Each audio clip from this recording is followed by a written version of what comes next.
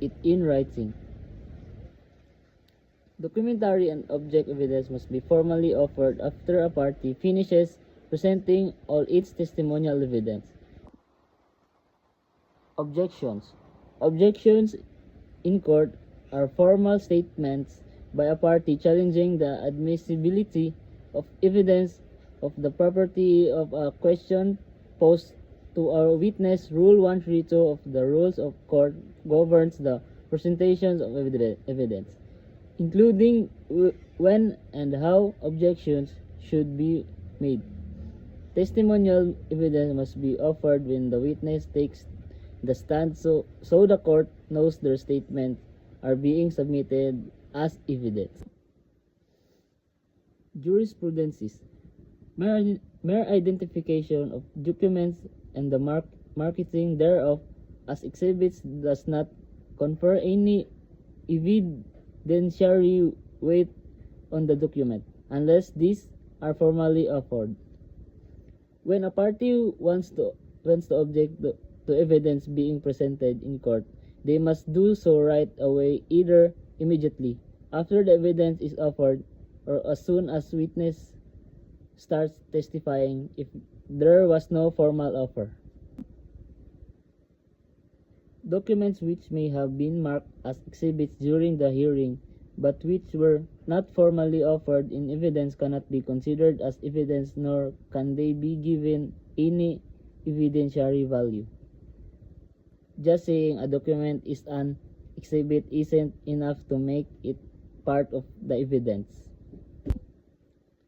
Specific objections, which employs a specific ground thereof.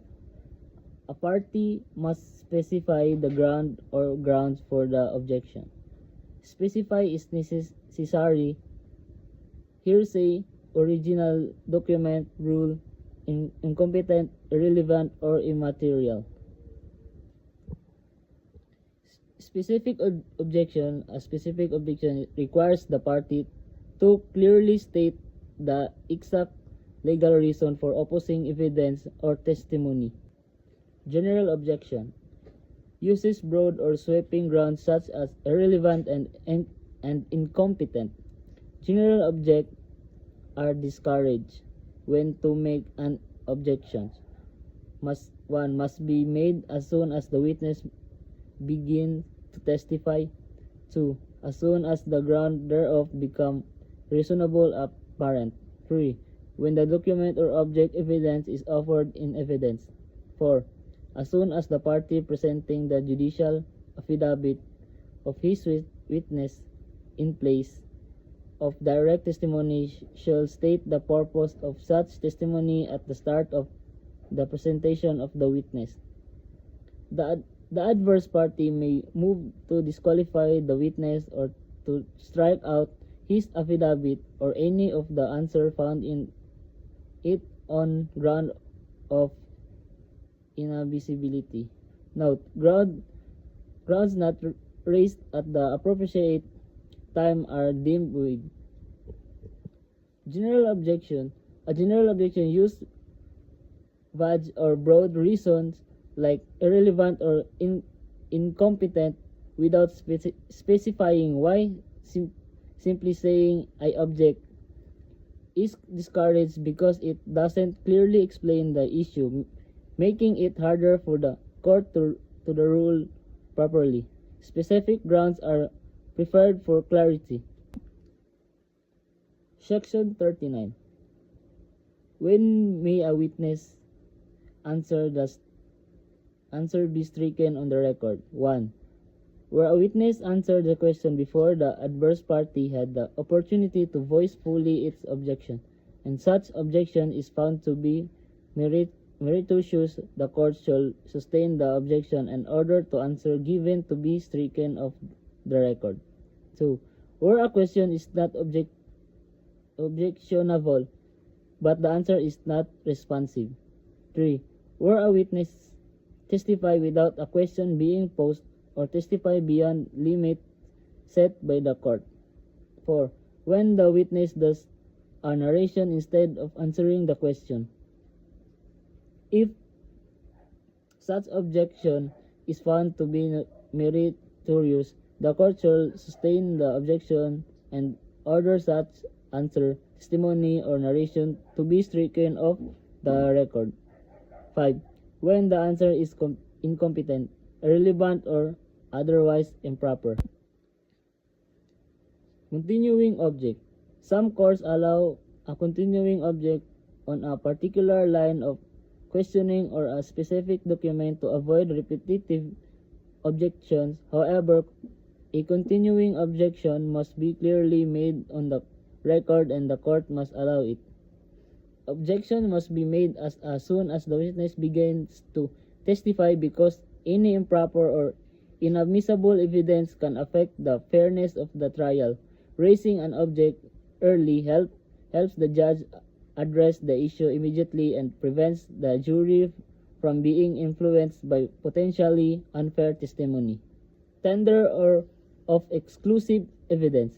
A tender of exclusive evidence is a procedure in the Philippines court practice that allows a party whose evidence, documentary, object, or oral has been exclusive by the court to preserve the substance of the evidence in the court record.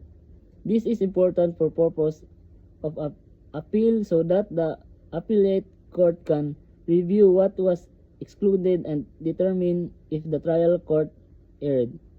This procedure is also known as an offer of proof.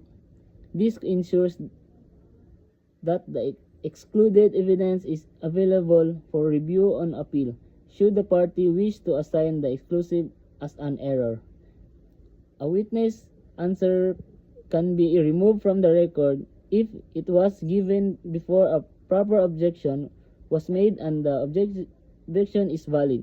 If the answer doesn't directly respond to the question, if the witness speaks without being asked or goes beyond the court's limit, if the witness gives a long story instead of a direct answer, or if the answer is irrelevant or improper. Attach, if the document or object can be physically attached. A tender of exclusive evidence is a procedure in Philippine courts where a party formally offers evidence that was previously exclusive to preserve its content for the record. Made part of the record, if cannot be physically attached, such as buildings, take a photograph. If the evidence exclusive is oral, the offeror may state for the record the name and the other personal circumstances of the witness and the substance of the proposed testimony. The purpose of making an offer of a proof is to allow the appellate court to assess whether the trial court's exclusive of the evidence is proper. Before tender of exclusive evidence is made, the evidence must have been formally offered before the court. Before formal offer of evidence is made, the evidence must have been identified and presented before the court.